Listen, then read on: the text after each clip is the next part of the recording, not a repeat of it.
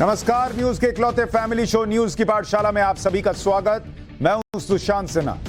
ये वो पाठशाला जहां सबकी क्लास लगती है और खबर का हर चैप्टर बड़े विस्तार से खोलता हूं ताकि आप उस खबर के मास्टर होकर निकल सकें। आज कौन कौन सा चैप्टर लाया हूं पहले वो बता देता हूं। सीबीआई के वो सवाल जिनसे अरविंद केजरीवाल भयंकर टेंशन में हैं, आज उनकी बात करूं। मनीष सिसोदिया, सत्येंद्र जैन के इस्तीफे के पीछे की सीक्रेट स्टोरी क्या है, आज आपको वो भी बताऊंगा। सिसोदिया और जैन क्या अब केजरीवाल के काम के नहीं रह गए?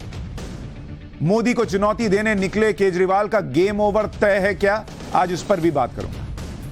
साथ ही दुनिया में प्याज टमाटर की किल्लत के बीच पीएम मोदी कैसे एक्शन में हैं, उसका चैप्टर खोलूंगा। नई रिपोर्ट आई है, मोदी इंडिया के लिए क्या खबर लाई है, आपके लिए क्या खबर है वो बताऊंगा। और इस साल आपकी सैलरी कितनी बढ़ेगी या घटेगी, इस रिपोर्ट में क्या आया है वो भी आपको बताऊंगा। गूगल ने 100 रोबोट को नौकरी से क्यों निकाल दिया? लोगों की नौकरी जा रही है समझ में आता है, रोबोट की नौकरी चली गई भाई, क्यों? आज ये भी बताऊंगा। और आखिर में माफिया को मिट्टी में मिला देने वाले योगी मॉडल का चैप्टर भी खोलूंगा। उत्तर प्रदेश से बड़ी खबर है, लेकिन पाठशाला में पहले दिन भर का रिवीजन, उसके बाद पहला।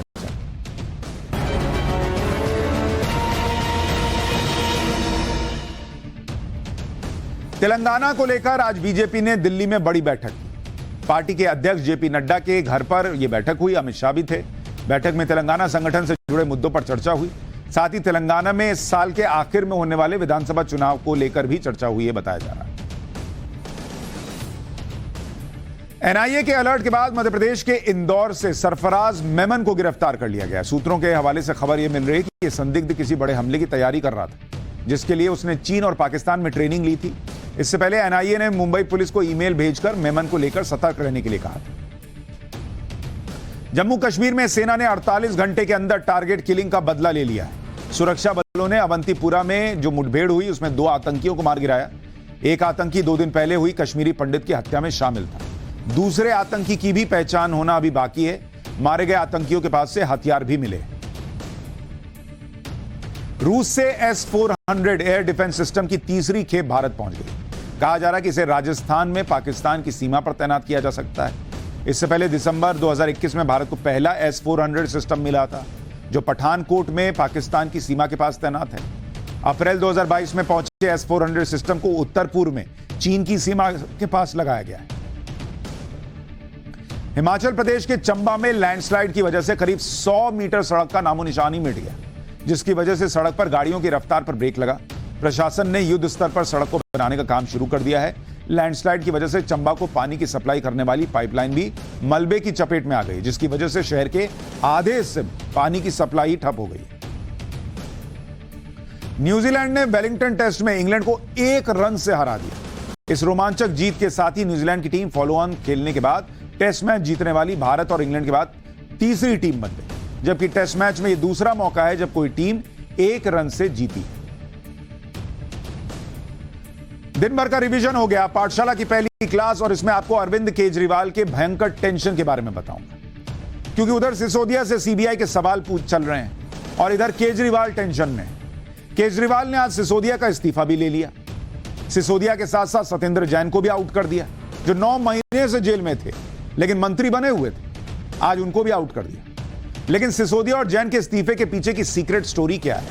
क्या सिसोदिया और सत्येंद्र जैन से केजरीवाल का मन भर गया था, या आप केजरीवाल के काम के नहीं रहे? क्या कहानी है इस्तीफों के पीछे की, आज आपको वो बताऊंगा। और साथ ही इस बात का विश्लेषण भी करेंगे कि केजरीवाल जो नरेंद्र मोदी को चुनौती देने निकले थे, क्या उनकी पॉलिटिक्स का गेम ओवर तय है?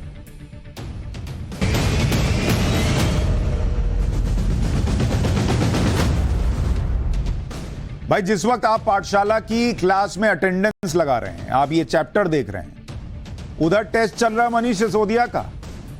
वहां सीबीआई के सवालों के जवाब सिसोदिया को देने पड़ रहे हैं। सिसोदिया 5 दिन की कस्टडी में। पूछताछ के लिए 3rd डिग्री का भी डर लग रहा है उनके वकीलों को, कहीं मनीष सिसोदिया के साथ 3rd डिग्री ना हो जाए। इसीलिए उन्होंने कोर्ट में कहा कि भाई इनको कुछ गड़बड़ कर सकते हैं लोग। तो ऐसी जगह पर पूछताछ हो रही है जहां सीसीटीवी कैमरा लगा है।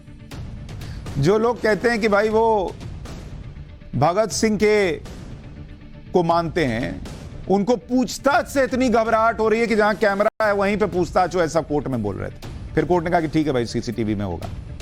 हर 48 घंटे में एक बार सिसोदिया का मेडिकल भी होगा। हर दिन शाम को आधे घंटे के लिए अपने वकील से बात कर सकते हैं। 15 मिनट के लिए उनकी पत्नी भी उनसे मिल सकती है। मतलब कुल मिलाकर सिसोदिया के लिए आने वाले कुछ दिन तो भारी रहेंगे भाई। इसमें आज का दिन सिसोदिया के लिए एक और झटके वाला रहा, क्योंकि अरविंद केजरीवाल ने सिसोदिया से इस्तीफा ले लिया और उन्हें कैबिनेट से आउट कर दिया। भाई मान लीजिए इस्तीफा ले लेते, मान लीजिए मंत्री पद विभाग ले लेते, 18 विभाग देख रहे थे तो समझ में आता। मंत्री पद से भी हटा दिया भाई। सत्येंद्र जैन 9 महीने से जेल में, उनसे आज जाके इस्तीफा लिया। मनीष सिसोदिया को 2 दिन हुआ था अंदर गए हुए, और अभी तो पूछताछ ही चल रही है, और उनसे मंत्री पद ले लिया। तो मंत्री पद से मनीष सिसोदिया का ही नहीं, सत्येंद्र जैन का भी आज इस्तीफा हो गया। सब हैरान भी रह गए, क्योंकि सत्येंद्र जैन तो जून 2022 से तिहाड़ जेल में है भाई, 9 महीने से तिहाड़ जेल में। लेकिन केजरीवाल ने कभी इस्तीफा नहीं लिया, बिना विभाग के भी मंत्री बने रहे। उनसे विभाग लेके मनीष सिसोदिया को दे दिया था, लेकिन मंत्री पद नहीं लिया। अब मनीष सिसोदिया का नाम अगस्त 2022 में सीबीआई की एफआईआर में आया। उसके बाद छापे भी पड़ गए, लेकिन सिसोदिया तब भी मंत्री पद पर रहे, तब भी उनसे इस्तीफा नहीं लिया। और ये वो लोग हैं जो कहते थे कि आरोप जैसे किसी पर लग जाए उसको उसी वक्त इस्तीफा दे देना चाहिए। ये बोल के पॉलिटिक्स में आए थे। जांच तो बाद में होगी, पहले इस्तीफा होना चाहिए, ये बोलते थे केजरीवाल। लेकिन जब खुद पर आरोप लगे तो इस्तीफा नहीं दिया, बल्कि पहले आरोप को कोई झूठा बताते रहे। इनफैक्ट आज भी झूठा ही बता रहे हैं। लेकिन सवाल है कि अगर आरोप झूठे हैं तो मंत्री पद क्यों ले लिया भाई? एक तरफ मंत्री पद ले रहे हैं, दूसरी तरफ बचाव भी कर रहे हैं। इस कोर्ट से उस कोर्ट उछल उछल के जा रहे हैं। आज सुप्रीम कोर्ट तक चले गए, जब कोर्ट से राहत नहीं मिली तो इस्तीफा ले लिया गया। लेकिन इसके पीछे केजरीवाल की क्या मजबूरी है, क्या स्ट्रैटेजी है, आज आपको वो भी बताऊंगा। देखिए, अरविंद केजरीवाल ने अपनी मर्जी से यह इस्तीफा नहीं लिया। इसके पीछे उनकी दो मजबूरी। पहली मजबूरी उनकी यह है कि मनीष सिसोदिया के पास 18 विभाग। सत्येंद्र जैन जब जेल गए तो उनका विभाग भी उठाकर मनीष सिसोदिया को दे दिया कि लो ये भी संभालो मनीष। अब जब मनीष सिसोदिया ही कस्टडी में है तो उनके विभाग किसी और को तो देने ही होंगे, क्योंकि जेल से तो सरकार नहीं चलाएंगे ना भाई। जेल के अंदर बैठ के क्या वहां से मीटिंग करेंगे क्या, या सीबीआई पूछताछ करती रहेगी उस वक्त मीटिंग करेंगे? तो भाई सरकार चलाने के लिए किसी को तो देना था। दूसरी मजबूरी यह है कि जेल में रहकर 2 नेताओं को मंत्री बनाए रखना, यह केजरीवाल की राजनीति के लिए और घातक हो सकता था। इन इस्तीफों का सीधा मतलब यह है कि केजरीवाल को लग रहा है कि उनकी इमेज को बहुत बड़ा डेंट लग रहा है। इसलिए सिसोदिया और सत्येंद्र जैन दोनों से इस्तीफा ले लिया गया और डैमेज कंट्रोल की कोशिश की गई, ताकि लोगों को यह लगे कि आरोप लगे तो देखो इस्तीफा ले लिया।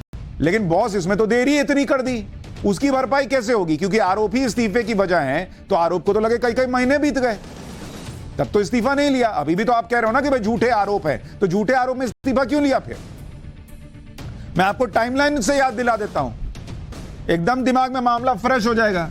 भाई अगर इस्तीफा ही लेना था, आप टाइमलाइन देखिए। सीबीआई की एफआईआर ये कब हुई थी? ये सिसोदिया का केस बता रहा हूं, मनीष सिसोदिया। सीबीआई की एफआईआर हुई थी अगस्त 2022 में, तब तो आपने इस्तीफा नहीं लिया। आरोपी नंबर 1 थे मनीष सिसोदिया, आरोपी नंबर 1। ये कौन थे? मनीष सिसोदिया थे भाई। लेकिन इस्तीफा हुआ? इस्तीफा नहीं लिया। फिर अक्टूबर 2022 में पूछताछ हुई मनीष सिसोदिया से, तब भी इस्तीफा नहीं लिया। जनवरी 2023 मनीष सिसोदिया के दफ्तर में छापे पड़े, दफ्तर में छापे, तब भी मनीष सिसोदिया से कोई इस्तीफा नहीं लिया। 26 फरवरी को, 26 फेब को अरेस्ट हो गए 2 दिन पहले, तब भी इस्तीफा नहीं लिया। भाई अगर इतना ही था कि अरे अरेस्ट हो गया, अब तो ये तो गलत बात हो गई, अब तो इस्तीफा लेना, तो तभी लेना था। 2 दिन हो गए, 2 दिन के बाद इनको इस्तीफा लेना याद आ रहा है। 2 दिन इधर से उधर दौड़ रहे थे कि अरे गिरफ्तारी गलत है, गिरफ्तारी गलत है। अचानक इनको ध्यान आया कि इस्तीफा ले लेते हैं। अच्छा, ये तो मनीष सिसोदिया की बात हुई। आप ये याद करिए कि सत्येंद्र जैन 9 महीने से जेल में, उनके जेल में मसाज करने का वीडियो तक घूम गया मार्केट में भाई, तब भी सत्येंद्र जैन से इस्तीफा नहीं लिया। ये वीडियो वायरल हो गया कि एक रेपिस्ट को थेरेपिस्ट बनाकर उससे मसाज करा लिया, माथे पे मालिश करा रहे हैं, पैर दबा रहे हैं, टमाटर खा रहे हैं, वहीं पे चर्चा चल रही है। तब तो इस्तीफा नहीं हुआ। सत्येंद्र जैन का इस्तीफा लेना था तो तभी ले लेते, जब जेल में मसाज करने वाला वीडियो आया था। पूरे देश ने वीडियो देखा, सवाल खड़े हुए कि केजरीवाल के चहेते और करीबी मंत्री आराम से जेल के अंदर मसाज करवा रहे, लेकिन तब इस्तीफा नहीं हुआ। इतना ही नहीं, सत्येंद्र जैन के बारे में ट्रायल कोर्ट ने पिछले साल 11 नवंबर को अपने आदेश में कहा था कि पहली नजर में ऐसा लगता है कि सत्येंद्र जैन ने गैरकानूनी लेन देन को छुपाने के लिए कैश ट्रांसफर किया और अपराध को छुपाने वाला काम किया। यह ट्रायल कोर्ट ने कहा था, तब भी सत्येंद्र जैन का इस्तीफा नहीं हुआ। इन इस्तीफों का एक मतलब यह भी निकाला जा रहा है कि अब केजरीवाल भी मान रहे हैं कि मनीष सिसोदिया भाई जल्दी जेल से बाहर नहीं आएंगे। भाई अगर 4-5 दिन में आने वाले होते तो उनका विभाग किसी और को क्यों देते, उनका मंत्री पद क्यों लेते, 5 दिन बाद आते फिर अपना काम करते। केजरीवाल को यह लगा होगा कि मनीष सिसोदिया भी सत्येंद्र जैन की तरह लंबा गए बॉस। सत्येंद्र जैन पिछले साल से तिहाड़ जेल में, मनीष सिसोदिया खुद भी मान चुके हैं, तो उस दिन बोल के गए ना कि भाई मैं 8-10 महीने जेल में रहूंगा। एक बार फिर आपको वो बयान सुना देता हूं। मैं कहूंगा अरविंद जी लगे रहिए, आपको देश की बहुत सेवा करनी है। हो सकता है 8-10 महीने मुझको जेल में रहना पड़े, लेकिन आप देश की सेवा में लगे रहिए, हमें आपके ऊपर बहुत नाज है। ये सारी जेल की साजिशें, ये सारी सीबीआई और ईडी की साजिशें रची इसलिए जा रही हैं क्योंकि इनको अरविंद केजरीवाल जी से डर लगता है।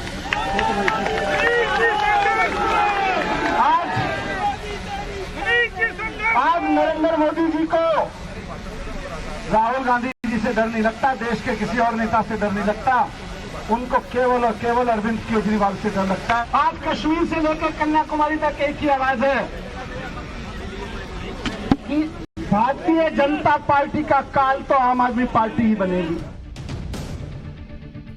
यानी सीधा सीधा हिसाब यह बैठ रहा है कि अरविंद केजरीवाल को भी लग रहा है कि सिसोदिया जल्दी बाहर नहीं आ पाएंगे। अगर अरविंद केजरीवाल और मनीष सिसोदिया का कॉन्फिडेंस इतना है कि वो 7-8 महीने के पहले बाहर नहीं आ पाएंगे, तो सोचिए मामले में कितना दम होगा। और दूसरी बात यह कि अरविंद केजरीवाल को सिर्फ और सिर्फ चिंता सता रही है उनकी छवि की, और इसीलिए उन्होंने ये इस्तीफे लिए, वरना इस्तीफे लेने की वजहें तो बहुत दिन से पड़ी हुई। वैसे केजरीवाल इस उम्मीद में रहे होंगे कि यह दिन आए ही नहीं कि सिसोदिया और सत्येंद्र जैन से इस्तीफा लेना। इसके लिए उन्हें सुप्रीम कोर्ट से कुछ राहत की उम्मीद थी, लेकिन सुप्रीम कोर्ट से भी जब राहत नहीं मिली तब यह फैसला लिया। मनीष सिसोदिया की गिरफ्तारी को चुनौती देने वाली याचिका सुप्रीम कोर्ट में लेकर गए तो क्या हुआ, आज आपको यह भी जानना चाहिए। गए तो सुप्रीम कोर्ट, लेकिन सुप्रीम कोर्ट ने मनीष सिसोदिया की याचिका सुनने से ही इनकार कर दिया। सुप्रीम कोर्ट ने हाईकोर्ट के पास जाने के लिए कहा कि जाइए हाईकोर्ट के पास जाइए। जब हाईकोर्ट जाने का विकल्प है तो फिर सुप्रीम कोर्ट क्यों चले आए भाई। चीफ जस्टिस डीवाई चंद्रचूड़ ने सिसोदिया की तरफ से पेश हुए वरिष्ठ वकील अभिषेक मनु सिंघवी से कहा कि आप आर्टिकल 32 के तहत एफआईआर रिमांड को चैलेंज कर रहे हैं और जमानत मांग रहे हैं, जबकि आपके पास सीआरपीसी के सेक्शन 482 के तहत हाईकोर्ट के सामने जाकर राहत लेने का विकल्प है, तो वहां जाइए। सेक्शन 482 के तहत हाईकोर्ट को यह अधिकार है कि अगर यह साबित किया जा सके कि एफआईआर झूठी है या कार्रवाई गलत है, तो वो अरेस्ट वारंट को ही अरेस्ट कर देता है, कैंसिल कर सकता है। तो सुप्रीम कोर्ट ने यह कहा कि 482 का इस्तेमाल कीजिए ना बॉस, हाईकोर्ट के पास है अधिकार, वो आपका कैंसिल कर देगा, आप सीधा सुप्रीम कोर्ट चले आए। सिसोदिया के वकील अभिषेक मनु सिंघवी ने कहा कि मौजूदा केस में रिमांड की जरूरत नहीं थी, जो भी आरोप है उनमें 7 साल से कम की सजा है, कोई फ्लाइट रिस्क नहीं है, सभी समन में पेशी हुई है, जवाब दिए गए, जब भी बुलाया गया तब पेश हुए हैं, फिर अरेस्ट कैसे किया जा सकता है। यह अभिषेक मनु सिंघवी ने मनीष सिसोदिया की तरफ से कहा। इस पर चीफ जस्टिस डीवाई चंद्रचूड़ ने कहा कि भाई जो दलील आप यहां दे रहे हैं वो जाकर हाईकोर्ट में क्यों नहीं रखते हैं, वहां जाके बोलिए ना भाई। इस पर सिंघवी ने सफाई दी कि हाईकोर्ट में रोस्टर जज ज्यादातर दिनों में सुनवाई में नहीं बैठते, क्योंकि वहां पीएफआई से जुड़े यूएपीए ट्रिब्यूनल में काम में जुटे हुए हैं, तो वहां पीएफआई को निपटा रहे हैं, इसलिए उनको लगा कि वहां जाएंगे सुनवाई में टाइम लगेगा, इधर तो 5 दिन सवाल जवाब हो जाएगा, तो दौड़े दौड़े ये सुप्रीम कोर्ट चलेगा। सुप्रीम कोर्ट कह रहे जाइए पहले वहां जाइए। लेकिन इन सारी बातों का जो मनीष सिसोदिया के वकील ने कोर्ट में रखे, सुप्रीम कोर्ट की बेंच पर कोई असर हुआ नहीं और उन्होंने सिसोदिया की याचिका सुनने से इंकार कर दिया। सुप्रीम कोर्ट ने कह दिया कि पहली बार में ही इस तरह के मामले में हम हस्तक्षेप नहीं करना चाहते, जो भी कहना है हाईकोर्ट जाकर कहिए। जब विकल्प मौजूद है तो अरेस्ट को चुनौती देने और बेल के लिए सीधे सुप्रीम कोर्ट क्यों आ गए? ऐसी अर्जी को कैसे सुना जा सकता है? सुप्रीम कोर्ट के दरवाजे खुले हैं, लेकिन इस स्टेज पर हम सुनवाई करने के लिए तैयार नहीं।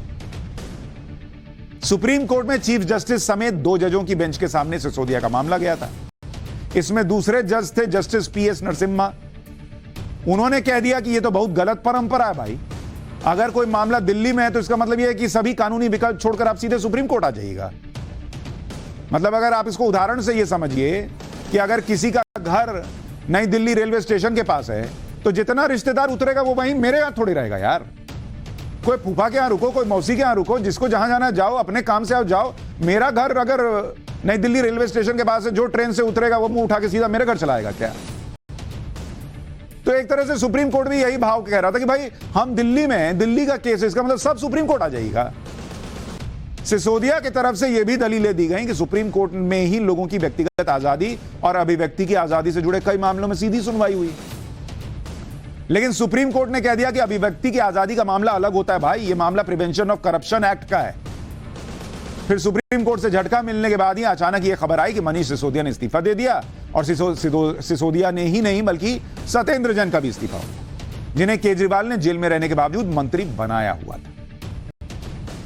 अरविंद केजरीवाल के सबसे करीबी नेता और दिल्ली सरकार के 2 मंत्री इस वक्त कानून के शिकंजे में। मतलब आप कहिए कि अरविंद केजरीवाल का लेफ्ट हैंड और राइट हैंड दोनों जेल में।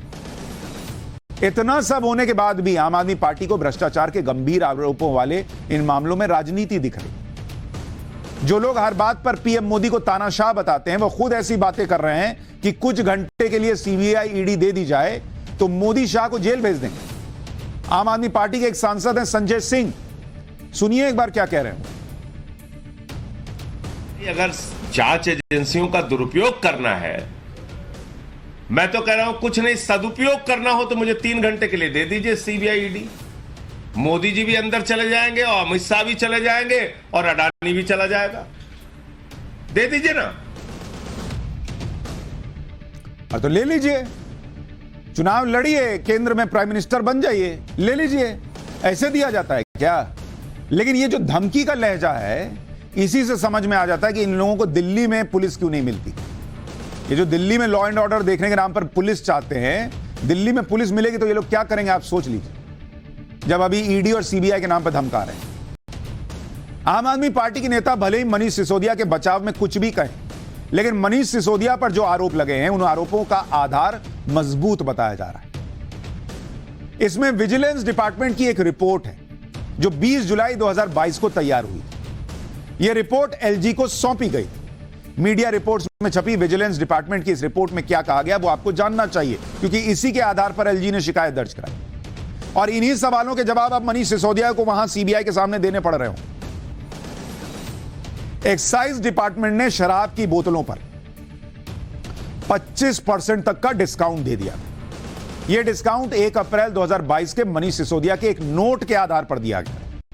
रिपोर्ट के मुताबिक यह फैसला ग्रुप ऑफ मिनिस्टर्स यानी जीओएम और एलजी द्वारा अप्रूव फ्री मार्केट पॉलिसी में सीधा दखल था। और इसीलिए सवाल पूछे जा रहे होंगे मनीष सिसोदिया से कि बॉस ये आपने क्यों किया 25% डिस्काउंट देने का मामला, और इसके लिए परमिशन क्यों नहीं ली। दूसरी तरफ नई शराब नीति में ड्राई डे की संख्या 21 से घटाकर 3 कर दी गई।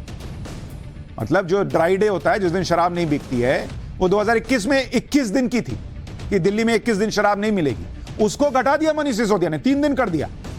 आरोप है कि यह भी बिना जीओएम यानी ग्रुप ऑफ मिनिस्टर्स और एलजी के अप्रूवल के बिना कर दिया मनीष सिसोदिया ने। रिपोर्ट में कहा गया कि ड्राई डे की संख्या बढ़ने से शराब बेचने वालों को फायदा होना तय था, ड्राई डे घटने से, लेकिन इसके लिए उनसे अतिरिक्त लाइसेंस फीस भी नहीं वसूली गई। इतना ही नहीं, रिपोर्ट में यह भी बताया गया कि 4 दिसंबर 2015 को जब ये लोग नए नए सरकार में आए थे, तब एक्साइज डिपार्टमेंट के असिस्टेंट कमिश्नर ने ड्राई डे की संख्या 23 से घटाकर 3 करने का सुझाव दिया था कि सर ऐसा करते हैं कि ड्राई डे 23 है साल भर में, तो उसको 3 कर देते हैं तो हमारे पास रेवेन्यू ज्यादा आ जाएगा।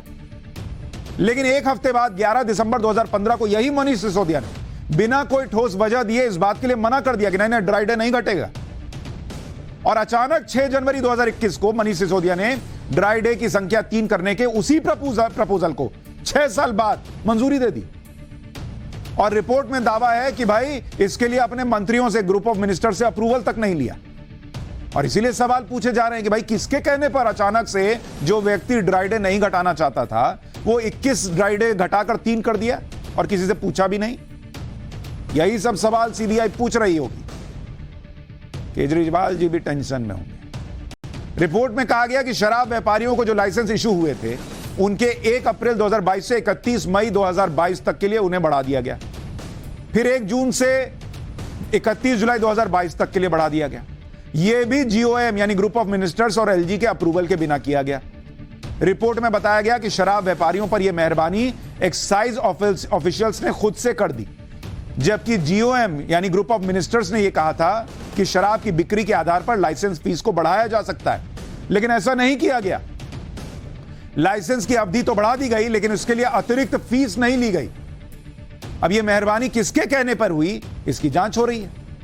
रिपोर्ट में यह भी कहा गया कि जनवरी 2022 में कोविड का बहाना लगाकर 144 करोड़ रुपए की लाइसेंस फीस को भी मनीष सिसोदिया के कहने पर माफ कर दिया गया।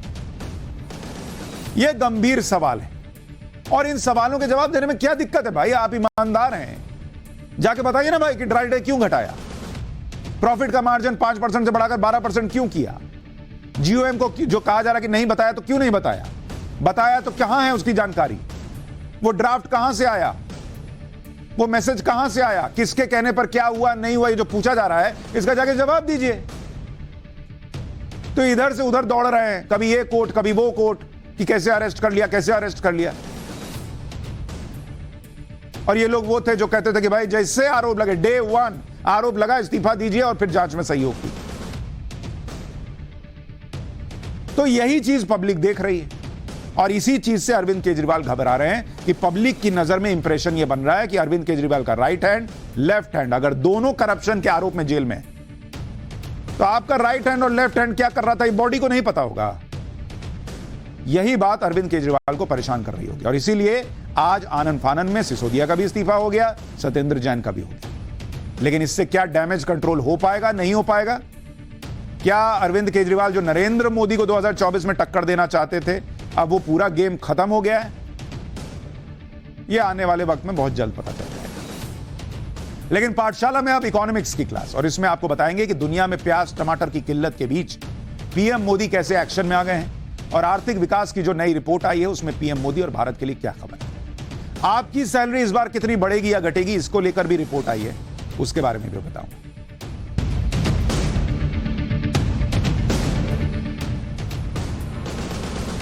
दुनिया भर में आर्थिक विकास की कम होती रफ्तार से चिंता बढ़ी हुई। इसके बीच भारत के भी जीडीपी के नए आंकड़े आए हैं। अक्टूबर से दिसंबर की तिमाही में जो जीडीपी ग्रोथ के आंकड़े आए हैं उसको आपको जानना चाहिए और समझना चाहिए। अक्टूबर से दिसंबर जीडीपी के आंकड़े आए हैं भारत के और ये जीडीपी के आंकड़े क्या कहते हैं? अक्टूबर से दिसंबर 2022 इस बीच जो भारत की ग्रोथ रेट है वो रही है 4.4%। रिजर्व बैंक ने भी इतनी ही ग्रोथ का अनुमान लगाया था, यानी भारत की विकास दर अनुमान के मुताबिक ही बढ़ रही है। मतलब जितना रिजर्व बैंक ने कहा था उसको भी लग रहा था कि इतना ही रहेगा, उतना ही है, उम्मीद से नीचे नहीं गई। जबकि दुनिया भर में विकास दर कम हो रही है। युद्ध और कोरोना की वजह से दुनिया के बड़े बड़े देश संकट में हैं। अगर आप ग्लोबल इकोनॉमी को देखेंगे, ग्लोबल इकोनॉमी 2022-23 में अगर आप इसको देखेंगे तो अनुमान है 2022 के लिए अनुमान था 3.4%।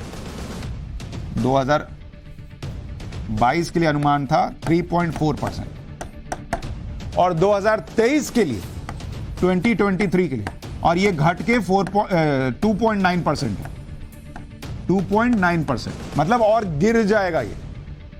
लेकिन भारत की विकास दर पिछली 3 तिमाहियों को अगर आप देखेंगे, एक तो ग्लोबल इकोनॉमी के हिसाब से ऊपर ही है, दूसरा अगर आप देखेंगे कि भारत की जो जीडीपी रही, इसको आपको समझना चाहिए।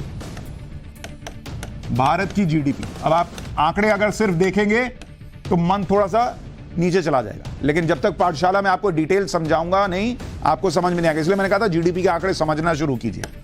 अप्रैल से लेकर जून 2022 इस वक्त हमारी जीडीपी कितनी रही? 13.5%, 13.5%। ये पिछले साल के मुकाबले, जब कोरोना के बाद रिकवरी शुरू हो रही थी, इसलिए ग्रोथ उसके मुकाबले ज्यादा थी। मैंने आपको एक बार समझाया था कि जीडीपी की ग्रोथ जो होती है अप्रैल से जून 2022, ये अपने पिछले तिमाही से नहीं, इसी साल, इसी तिमाही के पिछले साल में क्या हो रहा था, यानी जो अप्रैल से जून 2022 में जो जीडीपी रही होगी 2021 में, उससे 2022 में 13.5% ज्यादा जीडीपी रही। तो उस वक्त क्या हुआ था 2021 में? तब कोरोना का संकट काल चल रहा था, तो जीडीपी एकदम डाउन गई हुई थी, तो उससे 13.5% का ग्रोथ ज्यादा हुआ, तो एकदम से 13.5% का आंकड़ा दिखता है, मतलब रिकवरी शुरू हुई। फिर अगर आप देखें जुलाई से लेकर सितंबर 2022, इस वक्त तक 2021 के मुकाबले आप देखेंगे तो 6.3% और ग्रोथ हुआ, क्योंकि तब तक 2021 में भी रफ्तार पकड़ लिया था, तो उससे 2022 में और 6.5% के करीब ऊपर चला गया। फिर अक्टूबर से दिसंबर 2022 इस बार 4.4% रहा है। 2021 में अगर आप अक्टूबर से दिसंबर का देखिएगा आंकड़ा, तो उस वक्त और ज्यादा ग्रोथ थी, तो उसके मुकाबले इस बार 4.5% के ऊपर जो है ग्रोथ रही। और इसीलिए आरबीआई भी यही मान के चल रहा था कि इतना ही ग्रोथ रहेगा, और इतना ग्रोथ रहने का मतलब यह है कि 2022-23 के लिए जो जीडीपी ग्रोथ का अनुमान है वो है 7%। बॉस, दुनिया में जहां 2-3% पे लोग झूल रहे हैं, इंडिया का 7% का अनुमान है, और आरबीआई के आंकड़ों के मुकाबले, आरबीआई के अनुमान के मुताबिक बिल्कुल ठीक ट्रैक पर इंडिया चल रहा है। तो 4.4% देख के घबराना नहीं है, एकदम ट्रैक पे है बॉस हम लोग। फाइनेंशियल ईयर 2021-22 में दुनिया कोरोना से जूझ रही थी, भारत में इसकी चपेट में था, इसके बावजूद 2021-22 में भारत की ग्रोथ रेट अनुमान से ज्यादा रही। एनएसओ के ताजा आंकड़े के मुताबिक 2021-22 में जीडीपी ग्रोथ रेट 8.7% से बढ़ाकर 9.1% कर दी गई। यह भारत की रिकवरी रही। भारत जिस तरह से विकास कर रहा है उसे पूरी दुनिया के हिसाब से देखेंगे तो यह बहुत तेज है, क्योंकि दुनिया का हाल यह है कि महंगाई कंट्रोल से बाहर है। ब्रिटेन जैसे अमीर देशों का हाल यह है कि वहां पर कॉस्ट ऑफ लिविंग लोगों के बस से बाहर जा चुकी है। ब्रिटेन की स्थिति तो यह है कि वहां पर पिज्जा में टमाटर नहीं डाल रहे भाई। ये ब्रिटेन क्या है, ये लोग तो पिज्जा खाने वाले लोग हैं ज्यादातर। हमारे यहां भी अब खाते हैं, लेकिन ये तो शुरू से खाते थे। तो इनके पिज्जा में ऊपर जो टॉपिंग होता है उसमें टमाटर ही नहीं डाल रहे हैं, और इसकी वजह यह है कि एक तो टमाटर मिल नहीं रहा, दूसरी बात टमाटर बहुत महंगा हो गया है। यूके में टमाटर के दाम 4 गुना बढ़ गए। यूके के ग्रोसरी स्टोर में जाइएगा तो 250 से 500 रुपए किलो का टमाटर मिल रहा है वहां पे, 250 से 500 रुपए। वो टमाटर वाला टमाटर डालेगा पिज्जा में तो क्या ही पिज्जा बेचेगा, तो वो टमाटर ही डालना बंद कर दिया वहां भाई ने। अच्छा, इतना ही नहीं, टमाटर इतना कम हो गया है वहां पर कि टमाटर खरीदने पर लिमिट लगी है। टमाटर का एक पैकेट जिसमें 250 से 300 ग्राम टमाटर होता है, वो 3 से ज्यादा पैकेट आप नहीं खरीद सकते, मतलब 1 किलो से ज्यादा का टमाटर नहीं मिलेगा आपको। टमाटर वहां सोना चांदी जैसा बिक रहा है भाई, इतना कम हो गया और इतना महंगा हो गया है। इसलिए रेस्टोरेंट वालों ने अपने मेन्यू से टमाटर ही हटा दिया। पास्ता और पिज्जा बनाने वाले अब टमाटर का इस्तेमाल नहीं कर रहे। पास्ता खा रहे हैं, पिज्जा खा रहे हैं, लेकिन बिना टमाटर के खा रहे हैं। ये यूके का हाल हो गया है। सोचिए हम कितनी बेहतर स्थिति में, वहां पर टमाटर फ्री पिज्जा दिया जा रहा है। हमारे यहां टमाटर 20 से 22 रुपए किलो का बिक रहा है, यहां नोएडा में मिल जा रहा है भाई 20 से 22 रुपए, कहां 250 से 500 रुपए। और जितना चाहे उतना टमाटर खरीद लो भाई, खा खा के गाल लाल कर लो, इतना टमाटर इंडिया में मिल रहा है, वहां मिल नहीं रहा, वहां ठंड से गाल लाल होता है। इसी तरह कई देशों में प्याज की भारी किल्लत चल रही, जिस वजह से प्याज बहुत महंगा बिक रहा है। उदाहरण के लिए फिलीपींस में स्प्रिंग रोल बनाने वाले रेस्टोरेंट जो हैं वो अपनी रेसिपी चेंज कर रहे हैं ताकि ज्यादा प्याज का इस्तेमाल ना करना पड़े। फिलीपींस में मीट से ज्यादा महंगा प्याज बिक रहा है। बताइए क्या ये लोग मटन खाएंगे? मीट मुर्गा बनाइएगा, प्याज ही नहीं डालिएगा, क्या होगा? मजा ही नहीं आएगा। तो प्याज ज्यादा महंगा है वहां। 1 किलो प्याज के लिए आपको 1200 रुपए देने होंगे। 1200 रुपए किलो का प्याज बिक रहा है। इसी तरह मोरक्को में लोगों ने खाने में प्याज और टमाटर का इस्तेमाल कम करने की मजबूरी झेली है। Pakistan, Uzbekistan, Tajikistan, Azerbaijan, Austria, Kazakhstan, Morocco, तुर्की ने प्याज के निर्यात पर रोक लगा दी। उनके यहां प्याज ही नहीं है भाई, प्याज के आंसू रो रहे हो। कई देशों ने प्याज के साथ साथ गाजर, टमाटर, आलू और सेब के निर्यात पर भी प्रतिबंध लगा दिया है। यह दुनिया का हाल हो रखा है। हमारे पड़ोस में पाकिस्तान, वहां प्याज की कीमत सुन लीजिएगा तो झटका लग सकता है, थोड़ा ध्यान से। वहां 250 रुपए पर किलो का प्याज बिक रहा है। 250 रुपए का प्याज भारत में 18 से 20 रुपए का मिल रहा है। उस पे भी हमारे यहां कुछ लोग रोना रोते हैं कि भाई हमारे यहां प्याज टमाटर महंगा है। 250 रुपए का खरीद रहा है पाकिस्तान। भारत में प्याज की जो सबसे बड़ी होलसेल मंडी है वो महाराष्ट्र के नासिक के लासल गांव में। लासल गांव में हालत यह है कि सबसे अच्छी क्वालिटी के प्याज का रेट दिसंबर में 1850 रुपए क्विंटल था और अब यह करीब 550 रुपए क्विंटल हो गया घटकर। एक क्विंटल में 100 किलोग्राम होते हैं, यानी इस हिसाब से 5 से 5.5 रुपए किलो के रेट पर प्याज होलसेल मंडी में बिक रहा है। भारत में इस बार प्याज की इतनी सप्लाई हो गई है, इतनी सप्लाई हो गई है कि प्याज के दाम होलसेल में क्रैश कर गए भाई। कई किसान तो प्याज की लागत तक वसूल नहीं कर पाए। किसानों का भी दर्द है। जैसे महाराष्ट्र के सोलापुर का एक केस है। यहां के एक किसान ने, राजेंद्र तुकाराम चौहान ने 17 फरवरी को मंडी में 512 किलो प्याज बेचा।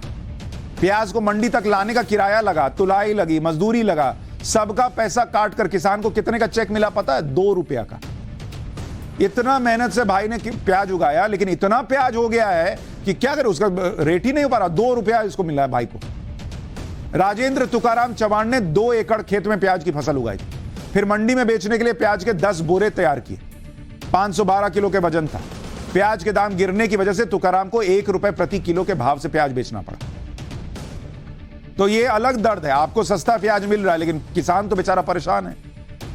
प्याज के सही दाम नहीं मिलने से किसान गुस्से में भी हैं। प्याज की कीमतों में इस तरह की गिरावट इसलिए आई है क्योंकि किसान बल्क में 3-3 बार प्याज उगाते हैं और इसे एक साथ नहीं बल्कि किश्तों में बेचते हैं। इस बार क्या हुआ कि प्याज की बंपर पैदावार भी हो गई क्योंकि अच्छी बारिश हुई। इससे एमपी, राजस्थान, कर्नाटक, गुजरात में भी किसानों ने बड़े इलाके में प्याज लगा दिया। प्याज खराब ना हो इसलिए प्याज की सप्लाई मार्केट में ज्यादा हो गई। प्याज के सही दाम नहीं मिलने से किसान गुस्से में है। महाराष्ट्र के अहमदनगर में किसानों के संगठन ने सड़क पर प्याज फेंककर रास्ता जाम कर दिया और विरोध प्रदर्शन किया। इस दौरान 2 घंटे तक चक्का जाम रहा। किसानों की मांग है कि उन्हें उनकी फसल के सही दाम मिले। इसी समस्या को देखते हुए मोदी सरकार एक्टिव हो गई। कंज्यूमर अफेयर्स मिनिस्ट्री ने शुक्रवार को नेफेड यानी national agriculture cooperative marketing federation of India से कहा कि वो नासिक की मार्केट से सरप्लस प्याज खरीद ले और उसे उन राज्यों में बेचे जहां प्याज की फसल नहीं उगाई जाती, ताकि किसानों को प्याज के सही दाम मिल सके और लोगों को सस्ता प्याज मिल सके। यह बात भी फैलाई जा रही थी कि सरकार ने प्याज के निर्यात पर रोक लगा दी है, लेकिन सरकार ने यह साफ कर दिया कि प्याज के निर्यात पर किसी तरह की रोक नहीं है। सरकार ने सिर्फ प्याज के बीजों के निर्यात पर रोक लगाई। सरकार ने यह भी बताया कि अप्रैल से दिसंबर 2022 के बीच प्याज का निर्यात 16% बढ़ा है और इस दौरान $523 मिलियन यानी करीब 4,320 करोड़ रुपए की कीमत का प्याज निर्यात किया गया। ऐसा कई बार होता है कि पैदावार ज्यादा होने की वजह से किसानों को फसल के सही दाम नहीं मिलते। किसानों की इसी तरह की समस्या को दूर करने के लिए आपको आज याद दिलाता हूं, वही कृषि कानून लाए गए थे जिससे किसानों को अपनी फसल बेचने के ज्यादा विकल्प मिल सकते थे। किसान मंडियों के बाहर भी अपनी फसल बेच सकते थे। उनको यह प्याज जो है वो सड़क पर फेंकना नहीं पड़ता। कानून में ऐसे प्रावधान किए गए थे जिससे किसान अपनी फसल बेचने के लिए सिर्फ मंडियों पर निर्भर ना रहे। निजी खरीदार भी सीधे किसानों से फसल खरीद सकते थे, लेकिन यह कहकर इसका विरोध किया गया कि सरकार मंडियों को खत्म कर देगी और कुछ लोगों ने इन 3 कृषि कानूनों को खत्म करा दिया। आज आप सोचिए वो कृषि कानून होते और इन किसानों ने, मान लीजिए पहले ही जो दुनिया में एक्सपोर्ट करने वाले व्यापारी हैं उनसे डील करके प्याज लगाया होता। वहां खाने के लिए प्याज नहीं है दुनिया में, भर भर के पैसा कमाए होते, लेकिन आज प्याज फेंकना पड़ रहा और सरकार को इंटरफेयर करके उसको खरीदना पड़ रहा। 3 कृषि कानून आए होते तो यह दिन नहीं देखना पड़ता, लेकिन कौन समझाए। कुछ लोगों का एजेंडा था, उसमें फंस गए। आज वो लोग मजे से प्याज जो है तंदूरी चिकन के साथ प्याज खा रहे होंगे और किसान जो है वो प्याज फेंक रहा है। अभी 1 मार्च और 2 मार्च को G20 देशों के विदेश मंत्रियों की बैठक होने वाली।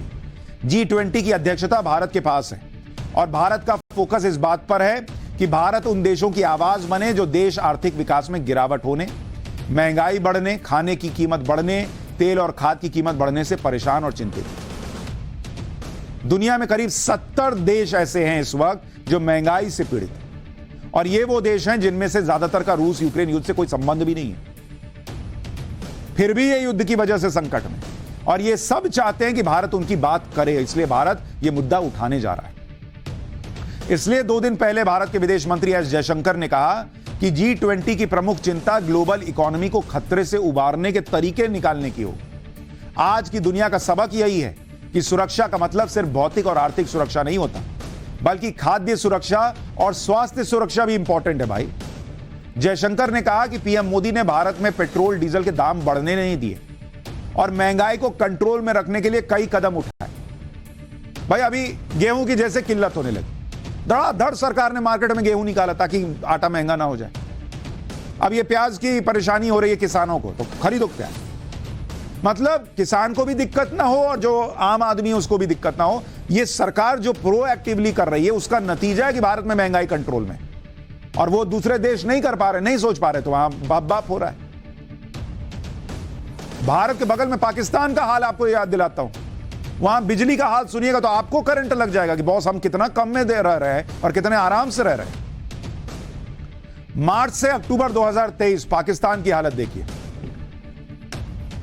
पाकिस्तान में बिजली दर, वहां बिजली के लिए कितना पेमेंट करना पड़ रहा है। मार्च से अक्टूबर 2022 नहीं 2023, ये जो आने वाला समय है इसके लिए नया टैरिफ आया है, और नया टैरिफ ये है कि भाई 200 यूनिट तक, एक मिनट, ये अभी नया टैरिफ आया है, नया टैरिफ मतलब नया रेट आया है, और इसमें क्या है भाई, 200 यूनिट तक आपको कितना देना है, 10 रुपया 34 पैसा पर यूनिट। 1 यूनिट बिजली जलाने पर 10 रुपया 34 पैसा लगेगा। 300 यूनिट के ऊपर चले गए अगर आप, जो करीब 14.5 रुपया प्रति यूनिट आपको भरना पड़ेगा। 300 से 700 यूनिट, 300 से 700, इसमें 24 रुपया है भाई, 24 रुपया पर यूनिट आपको भरना पड़ेगा। और 700 से प्लस चले गए, 700 प्लस, तो उसमें है 26 रुपया। यह पाकिस्तान में बिजली का रेट है भाई। हमने आपको पहले भी बताया था कि युद्ध की वजह से ग्लोबल लेवल पर संकट इतना बढ़ गया है कि दुनिया की बड़ी बड़ी कंपनियां बड़े पैमाने पर छटनी कर रही हैं, लेकिन इसके मुकाबले भारत में हालात बहुत बेहतर हैं। ग्लोबल कंसल्टिंग फर्म कॉर्न फेरी के सर्वे के मुताबिक अनुमान यह है कि कॉर्पोरेट वर्ल्ड में इस साल भारत में औसतन जो सैलरी का इंक्रीमेंट होगा वो 9.8% रहेगा, यानी आपकी सैलरी इस साल 10% बढ़ेगी। अब आप कहेंगे मैं तो बहुत अच्छा काम कर रहा हूं, मेरा 10% बढ़ेगा बॉस। औसत बोल रहा हूं भाई, इतना लोड ना लिया कीजिए। औसत मतलब जो ठीक ठाक काम कर रहा है उसका 10% बढ़ेगा। आप बहुत चीता है तो आपका चीते की तरह भागेगा। पिछले साल यह औसत आंकड़ा 9.4% का था, मतलब भारत में इंक्रीमेंट बढ़ रहा है। टॉप टैलेंट के मामले में इंक्रीमेंट 15 से 30% तक हो सकता है। आपकी बात यहां हो गई। ज्यादा इंक्रीमेंट के 2 मायने हैं। पहला यह कि भारत के कॉर्पोरेट वर्ल्ड में छटनी का संकट नहीं होगा, बल्कि अपने कर्मचारियों को बनाए रखने के लिए कंपनियां पिछले साल से ज्यादा इंक्रीमेंट देने वाली हैं। दूसरी बात यह है कि कंपनियों की वित्तीय स्थिति भी अच्छी है, तभी तो भाई कोई इंक्रीमेंट दे रहा है ना। सर्वे में 818 कंपनियों से जुड़े 8 लाख लोग शामिल हुए थे। सर्वे के मुताबिक लाइफ साइंस, हेल्थ केयर और हाई टेक्नोलॉजी जैसे सेक्टर में औसत इंक्रीमेंट 10% से ज्यादा रहेगा। इसी तरह global professional services company AON के मुताबिक इस साल भारत में सैलरी का इंक्रीमेंट 10.3% रहने का अनुमान है। पिछले साल इसने कहा था कि 2022 में इंक्रीमेंट 10.6% रहा था। सर्वे में 1400 कंपनियों को शामिल किया गया था। मतलब बड़ी बड़ी संस्थाएं सर्वे कर रही हैं और वो ये कह रही हैं कि भारत में इस बार नौकरी कम जाएगी, इंक्रीमेंट ज्यादा होगा। अब और बताइए, दुनिया डूब रही है, हम जो है वो मजे में, और क्या चाहिए। भारत में सैलरी इंक्रीमेंट भी दुनिया के मुकाबले अच्छा रहेगा और नौकरी भी दुनिया के मुकाबले सेफ है। लेकिन आपकी ना नौकरी सेफ है, रोबोट का क्या। अब आपको उन रोबोट्स के बारे में बताता हूं जिनके बारे में कहा जा रहा था कि वो इंसानों की नौकरी लेंगे, लेकिन खुद इन रोबोट्स की नौकरी कैसे जा रही है, कैसे गूगल इन रोबोट्स को नौकरी से निकाल रहा है, सुनिए।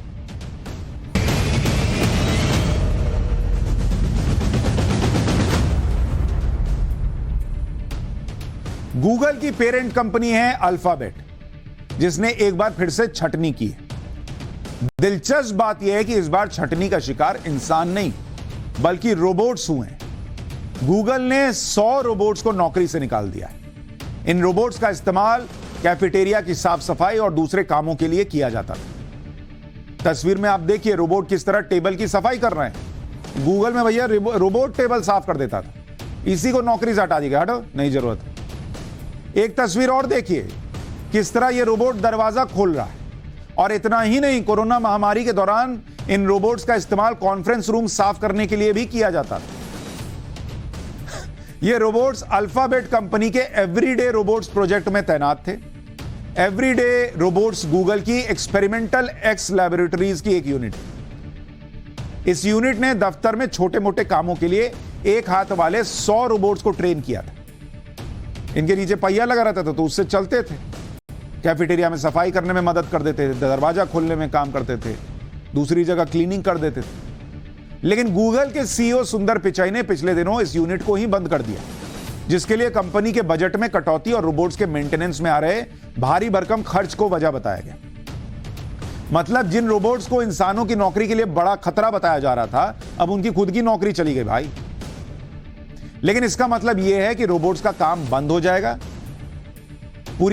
ऐसा होगा क्या? पूरी दुनिया आजकल रोबोट्स और एआई यानी आर्टिफिशियल इंटेलिजेंस पर बहुत काम कर रही है, तो रोबोट्स खत्म नहीं हो जाएंगे।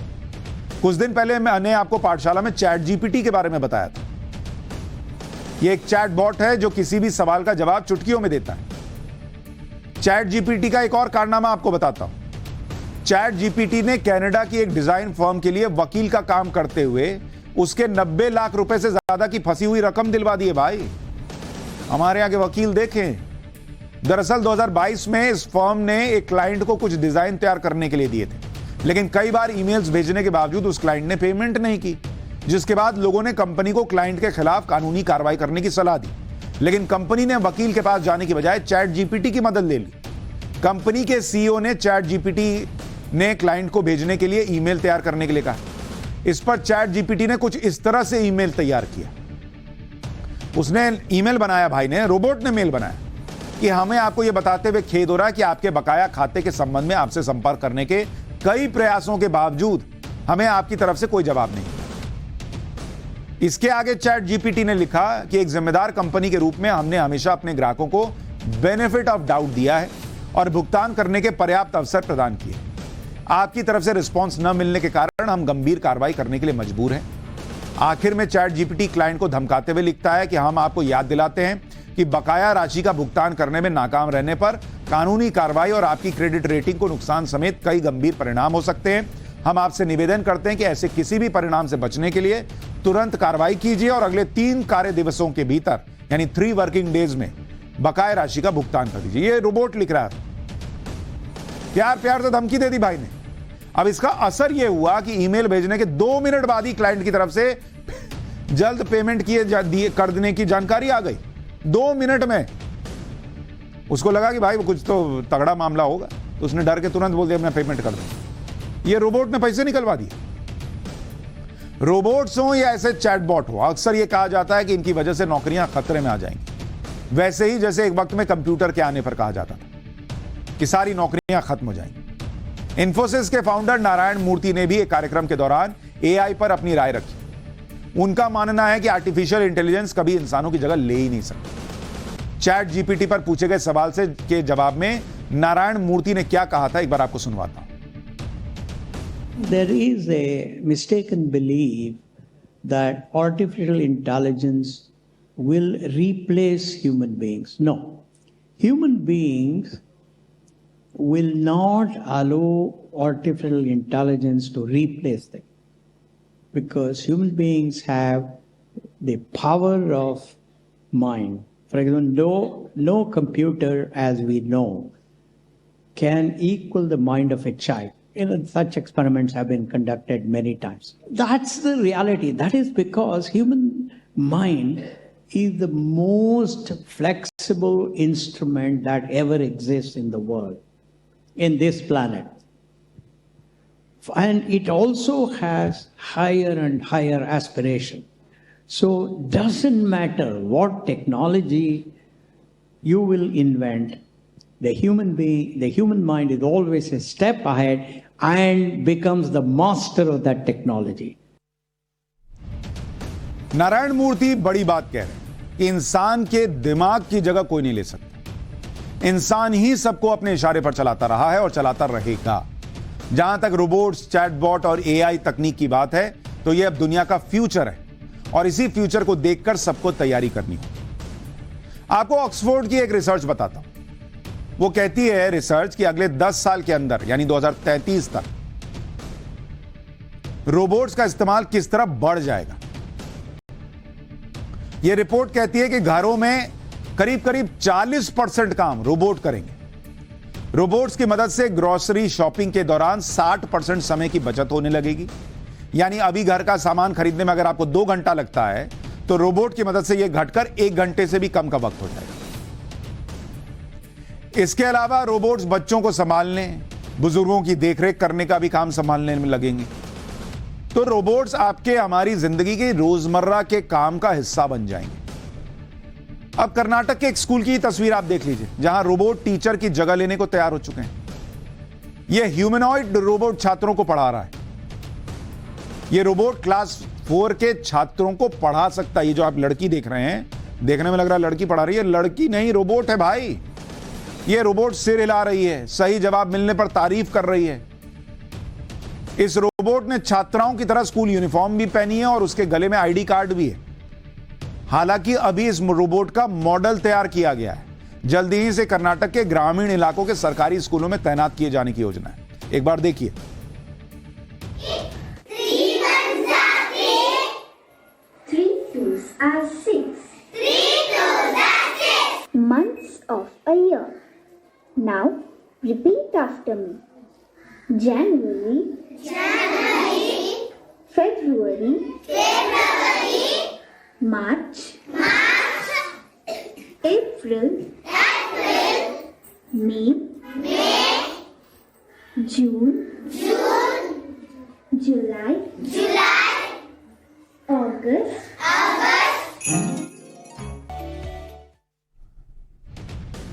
तो इस टीचर के फायदे ये हैं कि भाई ये न मारेंगी न डांट लगाएंगी, लेकिन नुकसान ये है कि अगर कोई शरारती बच्चा हुआ, उधर टीचर रोबोट ऐसे से मुंह हिला के पढ़ा रही है, वो पीछे से खेलने निकल गया, उसको क्या पता चला गया। लेकिन वहां सीसीटीवी लगेगा, आप ही ज्यादा तेज नहीं है। देश में कुछ जगहों पर तो मंदिरों में रोबोट्स लगाए जा रहे हैं।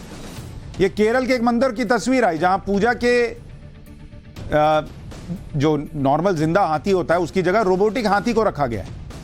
ये रोबोटिक हाथी जिंदा हाथी की तरह कान हिला रहा है, पूंछ भी हिलाता है और अपनी सूंड से पानी भी निकालता है। यानी मंदिर में पूजा के दौरान एक जिंदा हाथी जो काम कर सकता है, वही ये रोबोटिक हाथी भी कर सकता है। आपको देखने में यकीन ही नहीं होगा कि ये रोबोटिक हाथी है, इतना रियल हाथी जैसा है। अच्छा, इस रोबोटिक हाथी की खासियत है, इस हाथी की ऊंचाई 11 फीट और वजन 800 किलोग्राम। इस रोबोटिक हाथी को तैयार करने में 5 लाख रुपए की लागत आई है। इस पर 4 लोग बैठ भी सकते हैं। एक जिंदा हाथी की तरह इस रोबोटिक हाथी के पास सभी अंग हैं जो इलेक्ट्रिक मोटर से चलते हैं। इसे केरल के त्रिशूर जिले के इरिंजादापल्ली श्री कृष्ण मंदिर में रखा गया है। दरअसल केरल के मंदिरों में होने वाले धार्मिक अनुष्ठानों में हाथी का बहुत महत्व होता है। हालांकि कई बार अनुष्ठान के दौरान या इससे पहले यह हाथी उग्र हो जाते हैं। पिछले 15 सालों में 526 लोग, आप यकीन नहीं करेंगे, 526 लोग कैप्टिव हाथियों के हमले की वजह से जान गंवा चुके हैं। इसी वजह से इस मंदिर ने किसी भी धार्मिक कार्यक्रम के लिए जिंदा हाथी का इस्तेमाल नहीं करने की कसम खाई थी। इसके बाद पेटा और साउथ की award winning actress Parvati Thiruvothu के सपोर्ट से मंदिर को यह रोबोटिक हाथी दान किया गया। तो दुनिया बदल रही है भाई। सबसे कमाल की बात है कि दुनिया बदल रही है और इसमें हम और आप शामिल होंगे और आने वाले वक्त में और कमाल की दुनिया बन जाएगी। लेकिन दुनिया बदल रही है, साथ में उत्तर प्रदेश भी बदल रहा है। पाठशाला में अब माफिया को मिट्टी में मिला देने वाले योगी मॉडल का चैप्टर।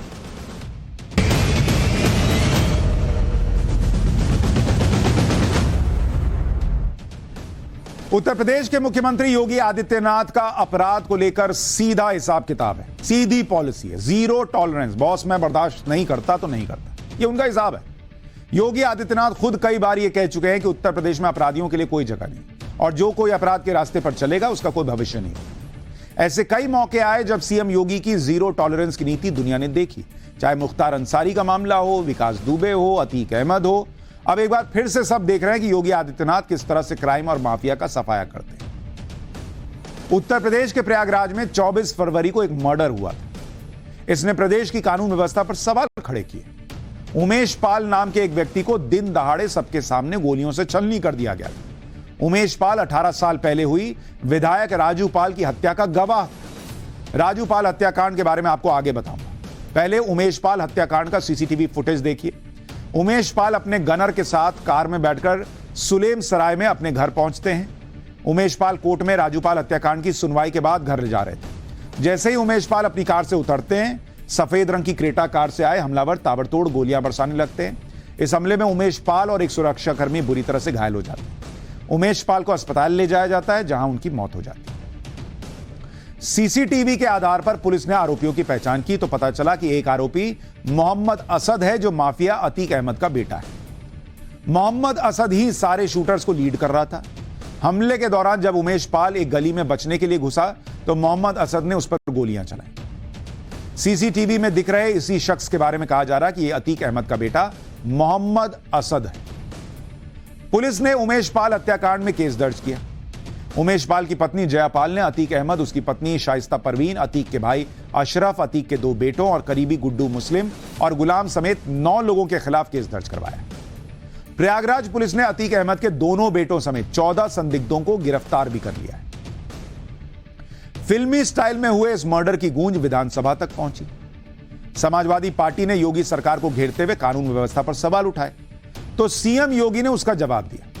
मुख्यमंत्री योगी आदित्यनाथ ने कहा कि जिस माफिया ने हमला किया है उसे मिट्टी में मिला दिया जाएगा। माफिया ने कल एक कृत्य किया है, वह माफिया उत्तर प्रदेश के बाहर है और वह माफिया समाजवादी पार्टी के सहयोग से ही बार बार एमएलए और एमपी बना है। क्या ये सच नहीं? क्या ये सच नहीं कि जिस अतीक अहमद के खिलाफ पीड़ित परिवारों ने मुकदमा दर्ज कराया उसके परिवार के खिलाफ, वह समाजवादी पार्टी के द्वारा पोषित माफिया है और उसकी कमर को तोड़ने का काम हमारी सरकार ने किया है। और फिर मैं कह रहा हूं, इसे हम कह रहे हैं, इस माफिया को मिट्टी में मिला देंगे। योगी आदित्यनाथ गुस्से में थे और कह रहे थे कि मिट्टी में मिला देंगे माफिया को। मुख्यमंत्री योगी आदित्यनाथ ने विधानसभा में माफिया को मिट्टी में मिलाने का बयान दिया और इधर UP police, STF, SOG Umesh Pal के आरोपियों के पीछे लग गए। यूपी एसटीएफ और प्रयागराज पुलिस की 10 टीमें आरोपियों की तलाश में जुटी हुई। 50-50 हजार रुपए का इनाम भी घोषित किया गया है और इसका नतीजा भी दिखने लगा है। यूपी पुलिस और एसओजी ने सीसीटीवी फुटेज के आधार पर उमेश पाल मर्डर केस के आरोपियों की पहचान की और इसमें से एक आरोपी अरबाज को मुठभेड़ में मार भी गिराया। ये तस्वीरें उसी मुठभेड़ की हैं। पुलिस का दावा है कि उमेश पाल हत्याकांड में जिस क्रेटा कार का इस्तेमाल किया गया था उसे वारदात के समय अरबाज ही चला रहा था। पुलिस को खबर मिली थी कि अरबाज धूमनगंज के पास देखा गया है। पुलिस ने उसका पीछा किया, धूमनगंज के नेहरू पार्क के पास अरबाज को घेरा और पुलिस पर अरबाज ने गोली चलाई, ये आरोप है। पुलिस की तरफ से जवाबी फायरिंग में अरबाज के सीने और पैर में गोली लगी, जिसके बाद उसे स्वरूप रानी अस्पताल में भर्ती कराया गया, जहां उसकी मौत हो गई। अरबाज का माफिया अतीक अहमद से काफी पुराना संबंध था। दावा किया जा रहा है कि अरबाज के पिता अतीक अहमद के ड्राइवर हुआ करते थे। इस मामले की गंभीरता समझने के लिए आपको माफिया अतीक अहमद का इतिहास भी जानना चाहिए। जिसके बारे में एक समय कहा जाता था कि कोई भी नेता उसके खिलाफ चुनाव लड़ने से डरता था। प्रयागराज के चकिया इलाके को अतीक अहमद का गढ़ माना जाता था। अतीक अहमद जब 17 साल का था तो उसके ऊपर हत्या का केस दर्ज किया गया था। 2014 के लोकसभा के हलफनामे के मुताबिक अतीक अहमद पर 42 केस दर्ज हैं। हत्या की कोशिश, किडनैपिंग, रंगदारी, धमकाने, अवैध कब्जा करने जैसे मामले। अतीक अहमद ने 1989 में राजनीति में कदम रखा और इलाहाबाद पश्चिम सीट से निर्दलीय चुनाव जीता। तब से अतीक अहमद 5 बार विधायक बना, 1 बार सांसद का चुनाव जीत चुका है। 2012 के विधानसभा चुनाव के वक्त अतीक अहमद जेल में था। उसने चुनाव लड़ने के लिए हाईकोर्ट से जमानत की अर्जी दी। हाईकोर्ट के 10 जजों ने अतीक अहमद मामले की सुनवाई से खुद को अलग कर लिया था। यह था अतीक अहमद का खौफ, जिसकी वजह से करीब 15 से 20 साल तक इलाहाबाद में अतीक अहमद के अपराध का ग्राफ बढ़ता रहा। आज वो अतीक अहमद सलाखों के पीछे। राजनीति में माफिया के दखल का सबसे बड़ा उदाहरण अतीक अहमद है। अतीक अहमद पर 40 से ज्यादा केस दर्ज है। उसके बाद भी राजनीतिक दलों के दरवाजे अतीक अहमद के लिए खुले रहते थे। 1996 में अतीक अहमद समाजवादी पार्टी के टिकट से इलाहाबाद पश्चिम से विधायक बना था। 2002 में अपना दल से अतीक अहमद ने चुनाव लड़ा और जीता। 2004 में फिर से समाजवादी पार्टी में शामिल हुआ, फूलपुर से सांसद बना। 2005 में अतीक का भाई अशरफ समाजवादी पार्टी के टिकट पर इलाहाबाद पश्चिम से जीता। 2008 में समाजवादी पार्टी ने अतीक अहमद को पार्टी से निकाल दिया। 2009 में अतीक अहमद ने अपना दल से चुनाव लड़ा और हार गया। 2014 में समाजवादी पार्टी के टिकट से श्रावस्ती से लोकसभा चुनाव लड़ा और हार गया। 2017 विधानसभा चुनाव में समाजवादी पार्टी ने अतीक अहमद को टिकट दिया, लेकिन विरोध होने पर अतीक ने चुनाव नहीं लड़ा। आज ऐसे ही माफिया का अंत जो है उत्तर प्रदेश में हो रहा है। पाठशाला में अब फैक्ट चेक की क्लास। हाल ही में तुर्की में भयंकर भूकंप आया था, जिसमें हजारों जानें गई थी, बड़ा इलाका बर्बाद हो गया। सोशल मीडिया पर कुछ पोस्ट में दावा किया जा रहा है कि आसमान से कुछ चमकती हुई रहस्यमयी चीज तुर्की में आके गिरी, जिसकी वजह से यह भूकंप आया।